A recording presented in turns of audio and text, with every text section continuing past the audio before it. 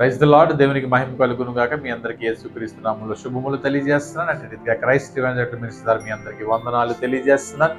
Advent కాలములో దేవుని వాక్యాన్ని వినడానికి మనం అందరం సిద్ధంగా ఉందాం. యెషయా గ్రంథము 11వ అధ్యాయము 1వ మాటని చదువుకుందాం. యెషయా మొద్దు నుండి చిగురు పుట్టును.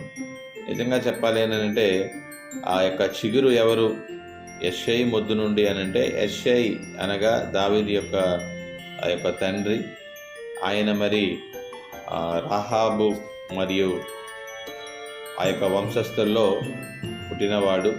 చెప్పాలంటే రూతు వంశస్థుల్లో పుట్టినవాడు. ఆ యొక్క వంశస్థులో పుట్టినటువంటి యూదా గోత్రంలో పుట్టినటువంటి యెషయాకి 8 మంది కుమారులు ఉన్నారు. దేవుడు 8వ కుమారుని ఏర్పరచుకున్నాడు. దావీదు ద్వారా దేవుడు ఈ భూలోకానికి నరవతారగా రావాలనుకున్నాడు. కాబట్టి after so many couple of years అతను యూదా గోత్రంలో వచ్చాడు. అనేకులను చిగురించడానికే ఆయన చిగురుగా వచ్చాడు. బాలుడైనటువంటి యేసుక్రీస్తుగా వచ్చాడు. కానీ యవన ప్రాయంలో మనందరి వరకు చనిపోయి అనేకులను చిగురించడానికి, అనేకులకు విడుదలవ్వడానికి, అనేకులకు ఆశీర్వాదకరం కొనడానికి ఆయన చిగురుగా వచ్చేటటువంటి విషయాన్ని జ్ఞాపకం ఉంచుకోండి. దేవుడి మాటలు దీవించును గాక.